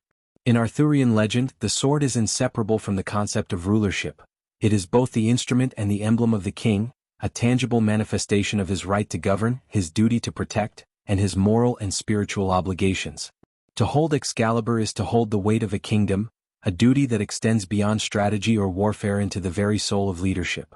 From the moment Arthur draws the sword from the stone, or receives it from the Lady of the Lake, he is distinguished from ordinary men. Excalibur is a visible affirmation of his unique status, a signal that divine or mystical forces have recognized his worthiness. Medieval audiences would have understood this as a powerful statement about kingship. Authority is not merely inherited, purchased, or seized, it is validated by virtue, destiny, and alignment with higher principles. The sword is thus both a tool and a testament, a means of enacting power and a symbol of its ethical grounding. The sword's brilliance and unbreakable quality reinforce its association with enduring authority. A king must be steadfast, decisive, and resilient, and Excalibur embodies these qualities. Its sharpness symbolizes discernment. A ruler must cut through deception, false counsel, and chaos to uphold justice. Its strength represents protection. A king safeguards his people, defending them from internal strife and external threats. Its unyielding nature signifies moral consistency. A king must act with fairness and integrity, even when doing so is difficult or dangerous. Excalibur also conveys the sacred dimension of kingship. By originating in the mystical realm, the sword links the earthly authority of Arthur to divine or supernatural sanction. Medieval kings were often understood to rule by divine right, and Excalibur personifies this concept in a dramatic, tangible form. It reminds both ruler and subject that power is accountable to higher laws, ethical, spiritual, and cosmic. A king without virtue or wisdom risks losing legitimacy, and Excalibur's mystical origin underscores the inseparability of authority and moral responsibility. The sword's role in ceremonial contexts further highlights its connection to kingship. In coronation, council, or public assembly, Excalibur functions as a visual emblem of legitimacy, inspiring loyalty and demonstrating the convergence of strength and morality. Its presence reassures subjects that their king is not only capable of defending them in battle but also guided by principles that ensure justice, order, and societal cohesion. The ceremonial dimension transforms the sword from a weapon into a symbol of governance, ethics, and communal identity. Excalibur's connection to the Round Table also reinforces its symbolic significance. The king's power is not exercised in isolation. It is intertwined with the loyalty, virtue, and accountability of his knights. The sword, therefore, embodies not just individual authority, but the ethical and social framework of leadership. It is a reminder that kingship is relational. Power is validated through adherence to moral codes, the defense of the realm, and the cultivation of noble ideals among those who serve under the king's command. Furthermore, the duality of Excalibur's edge, both literal and symbolic, illustrates the challenges inherent in kingship. A king must wield authority decisively yet justly. The sword's capacity to strike underscores the need for enforcement and judgment. Its association with virtue underscores restraint and ethical reflection. This duality communicates a timeless lesson. Effective leadership requires both strength and wisdom, courage and moral discernment, action and conscience. The narrative of Camelot reinforces this principle. Arthur's successes and ultimately his failings are inseparable from how he exercises his authority. Excalibur symbolizes the ideal, a king who embodies justice, courage, and moral clarity. Yet it also reflects the precariousness of human rulership. Even the divinely sanctioned king is vulnerable to betrayal, human error, and the complexities of governance. The sword, in this sense, becomes a moral touchstone, a reminder that authority is both a privilege and a profound responsibility. Excalibur also communicates the aspirational dimension of kingship. It is not merely about power or dominion. It is about the cultivation of virtue, the pursuit of justice, and the fulfillment of destiny. The sword embodies the hope that leadership can be ethical, visionary, and transformative. It is a guiding symbol, inspiring both ruler and people to strive toward a society grounded in fairness, courage, and moral integrity. Finally, the sword's enduring resonance lies in its ability to connect leadership across time. Excalibur is not simply a medieval artifact. It is a universal emblem of what it means to rule wisely, courageously, and ethically. Its symbolism transcends the narrative of Arthur, speaking to the principles that guide governance, responsibility, and societal cohesion in any era. To hold Excalibur is to hold not only a sword, but the ideals of kingship itself, the fusion of power, virtue, and destiny. Through Excalibur, Arthurian legend teaches that authority is not a matter of force alone. It is a covenant with justice, morality, and the greater good.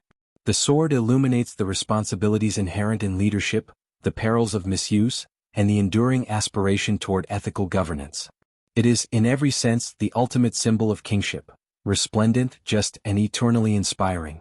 Excalibur, while rooted in the mists of medieval legend, continues to speak across centuries, offering lessons that remain strikingly relevant for modern audiences.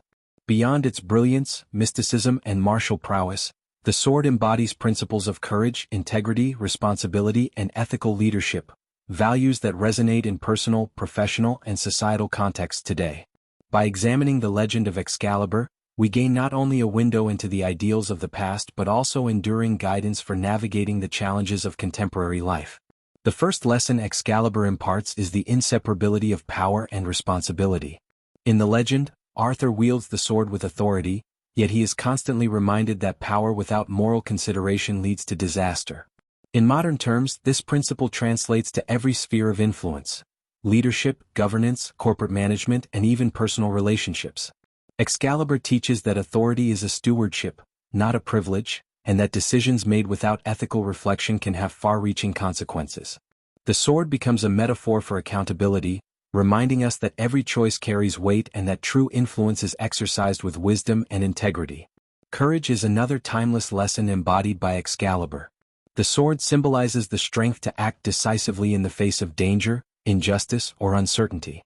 Arthur and his knights confront countless trials, battles, betrayal, and moral dilemmas, yet they persist because of their commitment to higher principles. Modern audiences can draw inspiration from this.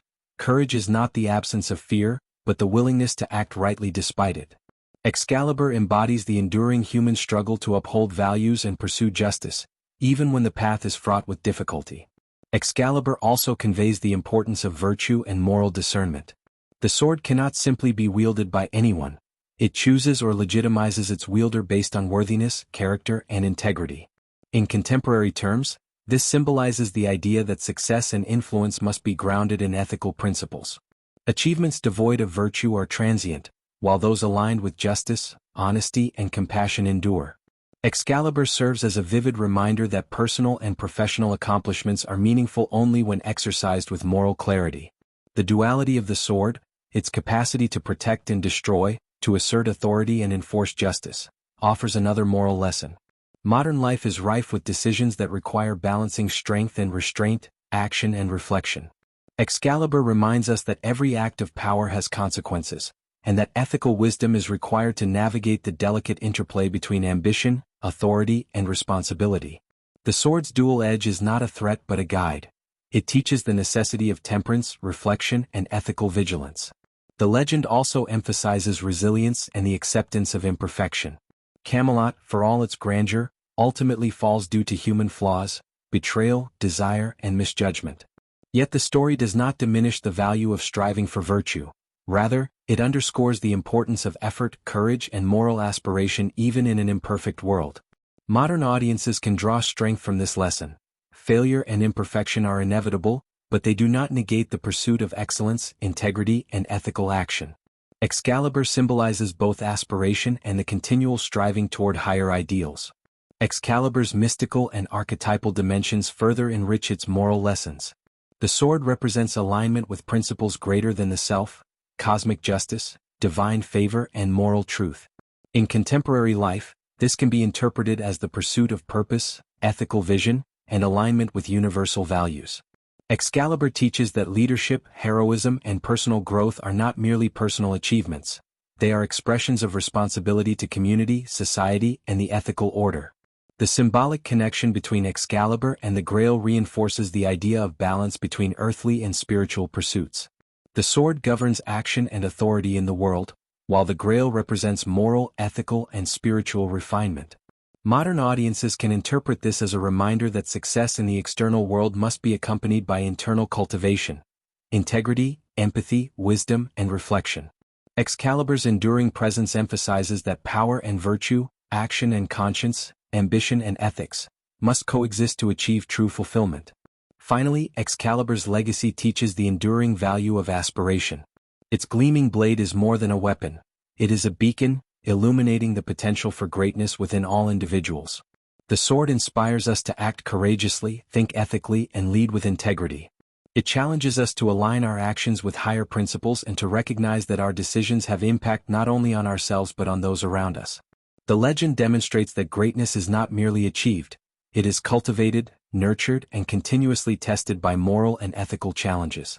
In conclusion, Excalibur offers timeless guidance for modern audiences. It reminds us that authority is inseparable from responsibility, courage is inseparable from principle, and personal success is inseparable from moral integrity. The sword illuminates the path of ethical leadership, the pursuit of virtue, and the courage to act rightly in the face of adversity. It teaches that the pursuit of greatness, whether in the battlefield, in governance, or in daily life, requires reflection, restraint, and alignment with higher ideals. Through Excalibur, the past speaks to the present.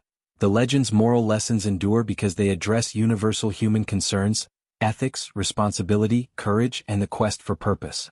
The sword remains a beacon, guiding those willing to lift it, not merely to conquer, but to act with wisdom, justice, and honor. In a world often fraught with moral complexity, Excalibur continues to shine as an emblem of timeless guidance, reminding us that the true measure of power is how it is wielded, and the true measure of greatness is how it aligns with virtue. Excalibur's story extends far beyond the pages of medieval manuscripts.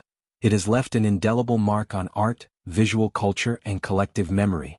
Across centuries, painters, sculptors, illustrators, and filmmakers have been captivated by the image of Arthur's sword, depicting it as a symbol of power, virtue, and the mystical intersection of human and divine. The representation of Excalibur in art is not merely decorative, it is an interpretive act, shaping how societies understand authority, heroism, and moral aspiration. In the medieval period, illuminated manuscripts and tapestries often depicted the moment of Excalibur's emergence from the stone or the lake. Artists emphasized the sword's brilliance, the reverence of witnesses, and the supernatural aura surrounding it. These images served multiple purposes. They dramatized Arthur's legitimacy, illustrated moral ideals, and visually reinforced the connection between human action and divine sanction. The sword's gleam was not only a physical attribute, it was a visual metaphor for purity, righteousness, and extraordinary authority.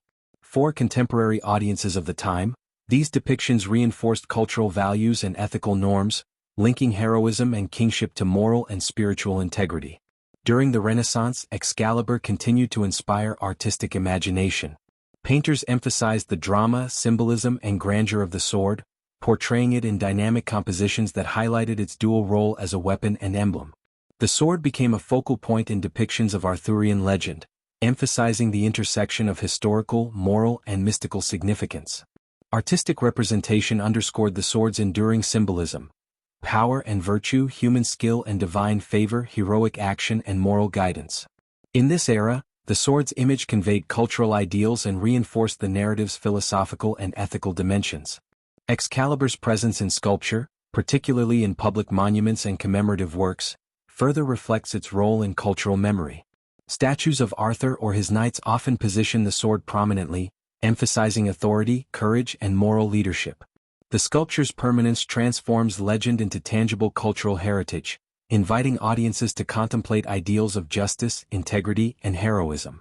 Excalibur's image in these contexts is more than storytelling; it is a vehicle for collective identity, inspiring civic virtue and ethical reflection across generations. In the modern era, Excalibur has been reinterpreted across multiple media: literature, film, television, and digital art.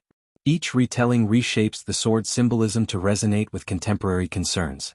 In cinema, the sword's visual magnificence and dramatic presence communicate themes of heroism, moral struggle, and the tension between destiny and choice. Filmmakers use Excalibur as both plot device and visual icon, dramatizing the stakes of leadership, courage, and ethical decision-making. In literature and graphic novels, the sword often serves as a narrative lens through which authors explore the psychological, spiritual, and ethical dimensions of their characters. Excalibur also occupies a prominent place in popular imagination and cultural rituals. Festivals, reenactments, and themed exhibitions continually revive its image, transforming legend into lived experience. Audiences participate in a collective memory, engaging with the sword's symbolism through performance, visual spectacle, and cultural storytelling. This participatory element reinforces Excalibur's dual role.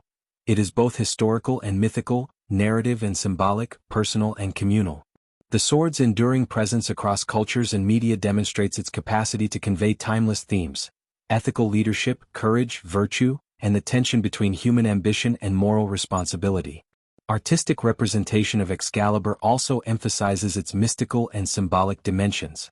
The sword is often depicted in light or water, reinforcing its otherworldly origin and connection to divine or cosmic forces. This visual symbolism echoes the narrative tradition, where Excalibur is bestowed by the Lady of the Lake, shines with unearthly brilliance, and returns to the mystical realm at Camelot's fall. By embedding the sword in these symbolic environments, artists communicate the integration of human action and divine guidance, mortality and transcendence, power and ethical responsibility. Moreover, Excalibur in cultural memory illustrates the process by which legend shapes identity and values. Societies project ideals onto the sword: justice, courage, moral clarity, and leadership. It functions as both an aspirational icon and a moral benchmark. In public consciousness, Excalibur becomes more than a literary artifact. It is a symbol of what humanity can strive to achieve, a reminder that virtue, courage, and ethical authority are enduring aspirations, not limited to a single era or culture. Finally, Excalibur's artistic and cultural legacy underscores its universal appeal.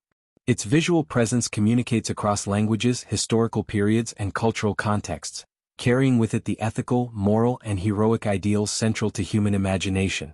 The sword is a beacon, a narrative anchor, and a cultural touchstone.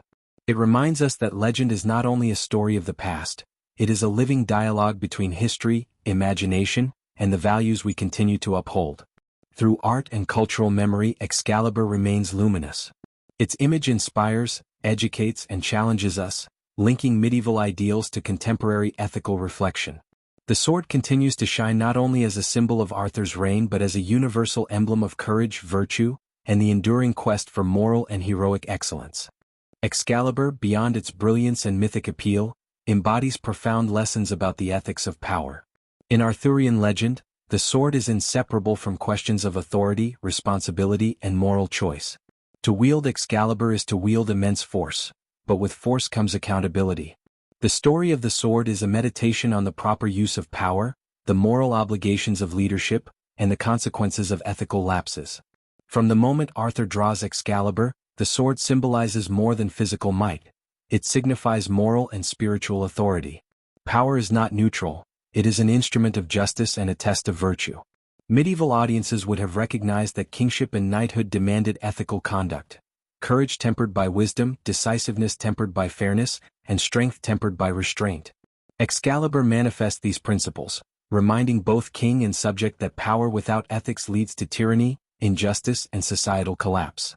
The dual function of Excalibur, as both a weapon of war and a symbol of divine sanction, illustrates the balance necessary for ethical power. On the battlefield, the sword enforces justice, protects the innocent, and restores order. In ceremonial contexts, it legitimizes authority, commands respect, and communicates ethical standards. In both arenas, the sword underscores the idea that power is accountable. It is not a license to dominate, but a responsibility to act rightly, guided by principle and foresight. The legend of Camelot vividly demonstrates the dangers of misused power. Mordred's rebellion, Lancelot's affair with Guinevere, and internal divisions among the knights illustrate how authority divorced from ethics can unravel even the most idealistic of kingdoms. Excalibur, though powerful, cannot prevent human error. It can only amplify virtue or expose weakness. In this sense, the sword acts as both enabler and moral mirror. It magnifies the wielder's ethical character, reflecting both integrity and flaw. Excalibur also teaches the principle of restraint in the exercise of power. The sword is lethal, yet Arthur wields it judiciously, striking only when justice demands action. This principle resonates in modern ethical discourse. True power is exercised with discernment, with attention to consequences, and with a commitment to justice. Excalibur embodies the idea that authority is not mere dominance. It is a conscious, principled choice to use influence for the greater good. The sword's mystical origin reinforces the ethical dimension of power. By receiving Excalibur from the Lady of the Lake, Arthur's authority is sanctioned by a higher, transcendent order. This symbolizes that moral legitimacy is derived not solely from human recognition or brute force, but from alignment with enduring ethical and spiritual principles. Power grounded in ethics is enduring. Power divorced from principle is fleeting and destructive. Excalibur serves as a constant reminder that the wielder of authority is accountable to forces beyond personal ambition or temporal gain. Excalibur's ethical lessons extend to the Knights of the Round Table as well. Loyalty, honor, and service are inseparable from the wielding of power. The sword symbolizes not only the king's authority but the shared responsibility of all who serve the kingdom. Ethical power requires collective integrity. Leaders must model virtue and subordinates must uphold it. This framework reinforces a universal principle. Ethical authority is relational, demanding accountability, cooperation, and adherence to moral norms. The sword's narrative also highlights the consequences of moral failure. Camelot's decline illustrates how lapses in judgment, betrayal, or abuse of power lead to chaos and suffering. Excalibur, in both battle and ceremony, illuminates these failures, demonstrating that power without conscience is destructive. Conversely, when wielded with wisdom and integrity, the sword becomes transformative. It restores order, inspires courage, and affirms justice. The duality of the sword reflects the duality of power itself. It can create or destroy, liberate or oppress, depending on the ethics of its wielder. Excalibur's enduring symbolic power lies in its universality. Across centuries, it has been invoked to explore the moral dimensions of leadership, governance, and human ambition. The sword embodies timeless questions. How should authority be exercised? What responsibilities accompany strength? How do we reconcile human desire for power with ethical obligation? In every era, Excalibur provides a moral touchstone, guiding reflection on the proper use of influence, the cultivation of virtue, and the pursuit of justice. Moreover, the sword illustrates that ethical power is inseparable from personal growth. The wielder must cultivate courage, discernment, and moral clarity. Strength alone is insufficient. Wisdom, reflection, and adherence to principle are essential. Excalibur embodies this integration. It is a tool, a test, and a symbol of the alignment of human action with ethical and spiritual law. In conclusion, Excalibur teaches that power is never neutral. It is a responsibility, a moral instrument, and a test of character. The sword illuminates the interplay between authority, ethics, and consequence, reminding us that leadership demands courage, wisdom, and integrity. It warns that failure to uphold these principles leads to chaos, betrayal, and loss, while adherence to them inspires loyalty, justice, and enduring respect.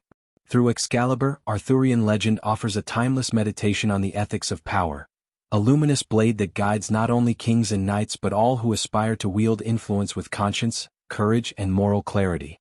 The sword remains a beacon, demonstrating that authority, when guided by virtue, can be both protective and transformative, a lesson as vital today as it was in the medieval imagination.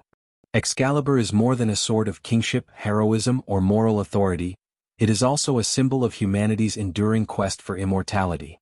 Immortality in this context is not simply physical survival but the desire to leave a lasting mark on the world, to achieve influence, virtue, and recognition that transcend the temporal limitations of life.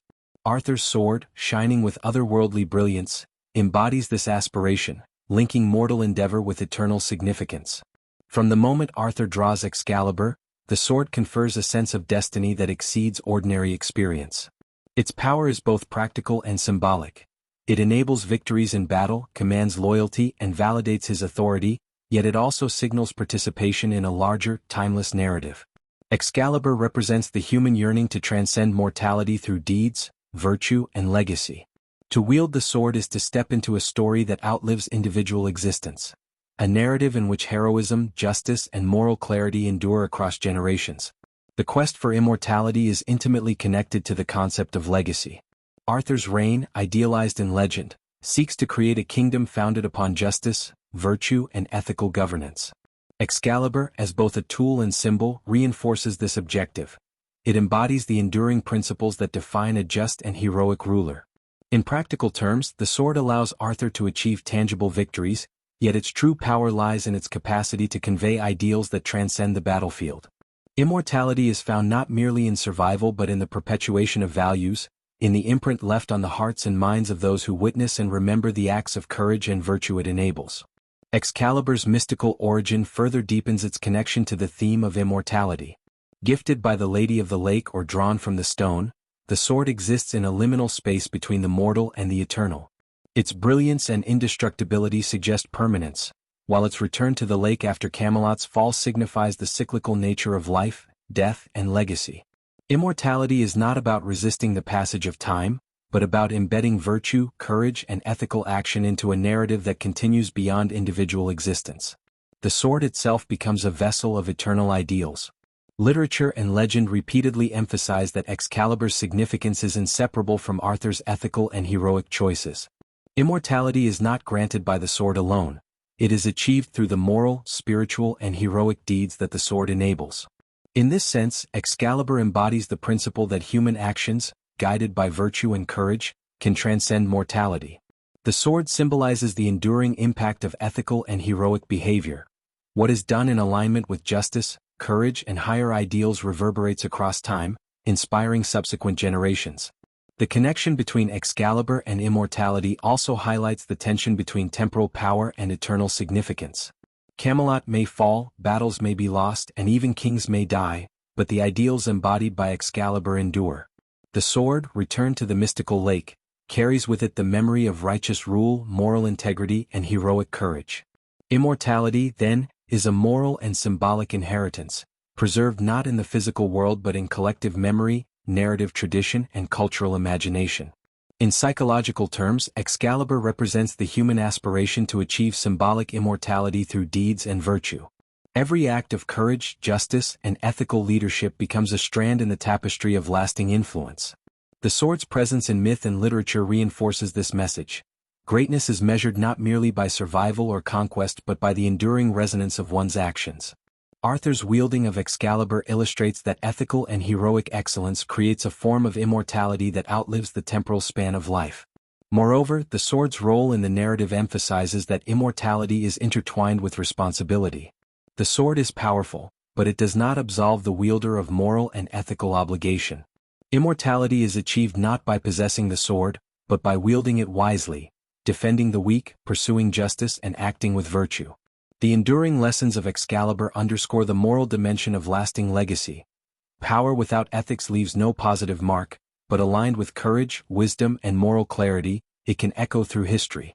Excalibur also connects immortality with the mystical and archetypal. The sword exists both in the human world and in the realm of the otherworld, linking temporal existence with eternal principles.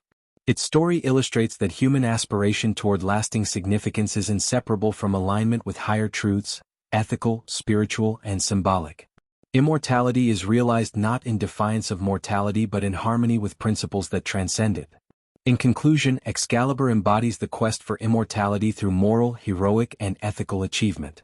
It teaches that enduring significance is created through deeds that reflect courage, virtue, and justice.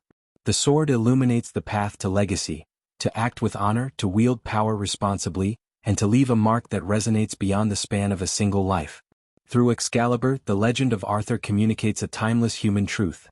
While mortality is inevitable, the impact of virtuous action can endure forever, a luminous testament to the power of ethical heroism. Excalibur's story, though rooted in the mists of medieval Britain, has transcended centuries, leaving an indelible mark on literature, art, culture, and the human imagination. Its legacy is not limited to tales of knights and kings. It endures as a symbol of virtue, courage, leadership, and the pursuit of moral excellence. To examine Excalibur's enduring legacy is to understand how a mythic object can shape collective consciousness, ethical ideals, and cultural identity across generations. The sword's legacy begins with its symbolic resonance in Arthurian legend. Excalibur is more than a weapon. It is the embodiment of authority, legitimacy, and moral responsibility. Throughout the legend, the sword illuminates the principles of ethical leadership: courage tempered by wisdom, power aligned with justice, and ambition guided by integrity. These ideals, encapsulated in a single gleaming artifact, have inspired countless generations, serving as a moral touchstone for individuals, communities, and storytellers alike. One aspect of Excalibur's legacy is its influence on literature. From Geoffrey of Monmouth and Crétin de Troyes to Malory and beyond, the sword has been central to narratives exploring heroism, morality, and destiny. Each retelling emphasizes different facets: valor, divine sanction, ethical responsibility, yet all reaffirm the sword's symbolic potency. Modern authors continue this tradition, exploring the sword's archetypal significance and moral lessons in contemporary settings. The legacy of Excalibur in literature demonstrates its capacity to transcend time, conveying enduring truths about human nature, leadership, and ethical action. Excalibur's influence extends into visual art and cultural representation. Painters, illustrators, and sculptors have depicted the sword in luminous detail, emphasizing its mystical origin, brilliance, and symbolic authority. These artistic representations transform the sword into a cultural icon, allowing audiences to engage visually with ideals of heroism, moral clarity, and noble leadership. Public monuments, reenactments, and exhibitions further embed Excalibur in collective memory, demonstrating how myth can shape social and cultural identity. The sword's presence in art and memory ensures that its values are communicated across generations, becoming a shared symbol of aspiration and ethical reflection. Film, television, and digital media have expanded Excalibur's legacy to global audiences. Directors and writers have adapted the sword's story to explore heroism, moral choice, and the tension between destiny and free will. In cinema, the sword's visual grandeur and narrative weight communicate themes of ethical leadership, courage, and the mystical interplay of fate and human agency. These contemporary adaptations extend the sword's influence, showing that the ideals it represents remain relevant, inspiring reflection and imagination across cultures and eras. The enduring legacy of Excalibur also lies in its archetypal significance. Psychologists, historians, and literary scholars have recognized the sword as a symbol of courage, virtue, and moral authority. Its presence in the collective unconscious reflects universal human concerns: the desire for ethical leadership, the pursuit of justice, and the aspiration to leave a meaningful legacy. Excalibur continues to resonate because it embodies these timeless patterns, bridging historical legend and modern reflection, fantasy, and moral philosophy. Excalibur also leaves a moral and ethical legacy. It reminds us that power must be wielded responsibly, courage must be guided by virtue, and leadership must balance strength with justice. The sword story teaches that authority is accountable to higher principles, that heroism is inseparable from moral clarity, and that human actions have enduring consequences. These lessons, embedded in the sword's narrative, are as relevant today as they were in medieval Britain, offering guidance for personal, professional, and societal decision-making. Furthermore, Excalibur's legacy is a testament to the enduring power of myth. The sword continues to inspire imagination, ethical reflection, and creative expression. Its story is retold in books, films, art, and popular culture, reminding audiences of the ideals it represents. Excalibur demonstrates that mythic symbols can transcend time, conveying values, inspiring aspiration and shaping cultural memory in ways that extend far beyond their original context. In essence, Excalibur's enduring legacy is multifaceted. It is literary, artistic, ethical, archetypal, and cultural. The sword bridges past and present, linking medieval ideals with modern reflection.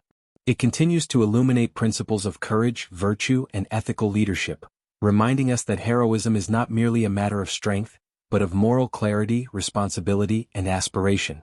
Through its story, Excalibur teaches that legends are never truly lost. They evolve, inspire, and endure. Its brilliance, both literal and symbolic, continues to shine across centuries, guiding audiences toward the timeless ideals it embodies. The sword's legacy is a living testament to the power of myth, the enduring importance of ethical action, and the human desire to strive for greatness, courage, and lasting significance. Excalibur in every retelling remains more than a weapon, it is a beacon. Its presence reminds us that the ideals of Arthurian legend, honor, justice, courage, and moral responsibility, continue to shape our understanding of leadership, heroism, and the human journey. The sword's legacy endures because it speaks to the universal aspiration to live rightly, act courageously, and leave a mark that transcends the bounds of time. As we reach the final chapter of this exploration, it becomes clear that Excalibur is far more than a medieval sword. It is a timeless symbol that continues to resonate across centuries, cultures, and disciplines. Its significance transcends the historical Arthurian context, offering lessons in leadership, morality, courage, and the human quest for meaning. The sword's enduring relevance lies in its ability to connect the ideals of the past with the challenges, aspirations, and ethical dilemmas of the present. Excalibur represents the convergence of human ambition and moral responsibility. The sword is powerful, yes, yet its true value is inseparable from the ethical framework in which it is wielded. Arthur's story teaches that strength alone is insufficient. Wisdom, virtue, and courage are required to guide action. In modern life, this lesson remains vital. Leaders, professionals, and individuals alike must navigate complex challenges where power, influence, and decision-making are tested by ethical and moral standards. Excalibur's narrative reminds us that greatness is measured not by force or achievement alone, but by the alignment of action with principle. The sword also embodies the human aspiration for excellence and heroism.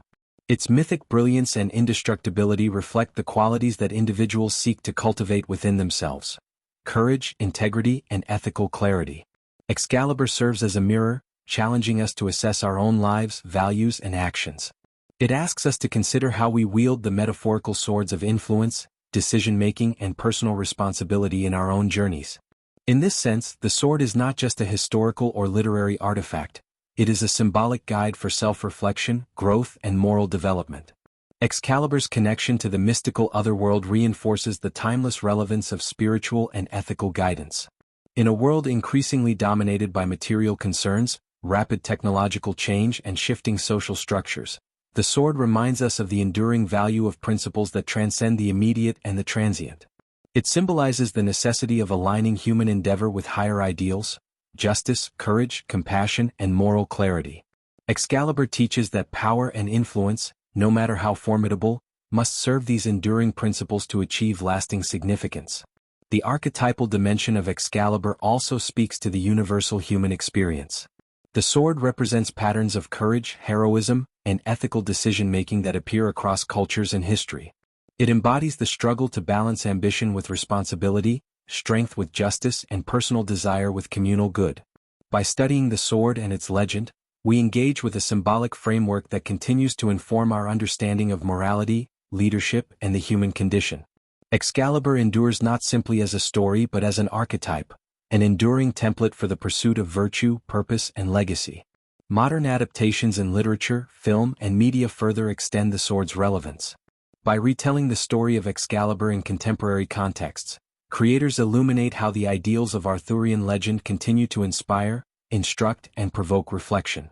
The sword's symbolism, moral authority, courage, ethical leadership, remains a touchstone for exploring contemporary dilemmas, from governance and justice to personal integrity and societal responsibility.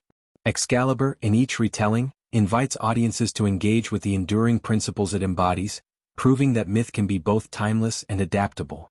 Excalibur also serves as a reminder of the consequences of ethical failure. The decline of Camelot illustrates that even the most idealistic visions are vulnerable to human flaws, ambition unchecked by morality, power divorced from principle, and courage untempered by wisdom. These cautionary elements of the legend remain profoundly relevant today, as societies, organizations, and individuals navigate ethical complexity and moral challenge. The sword story teaches that vigilance, reflection, and alignment with higher principles are essential for sustaining both personal integrity and collective well-being. Finally, Excalibur's timeless relevance lies in its inspirational power. It illuminates the path toward moral and ethical excellence, courage in the face of adversity, and leadership grounded in virtue. The sword invites each of us to consider our own role in shaping history, culture, and community. It asks us to wield our abilities, influence, and choices with conscience, courage, and foresight. In this way, Excalibur transcends legend to become a living symbol, a reminder that the ideals of the past continue to guide, inspire, and challenge us in the present. In conclusion, Excalibur remains a luminous emblem of human aspiration. Its story bridges centuries, linking medieval imagination with modern ethical reflection. It teaches that courage, virtue, and moral integrity are as essential today as they were in the age of Arthur. The sword embodies the timeless pursuit of excellence, the responsibility of power, and the enduring human quest for meaning, legacy, and justice. Excalibur, in all its mythic brilliance, continues to shine as a beacon for humanity, a symbol that challenges, inspires, and guides us. Its relevance is eternal, reminding us that the pursuit of virtue, the exercise of ethical leadership, and the quest for courage and justice are endeavors that never age, never fade, and are always worth striving for.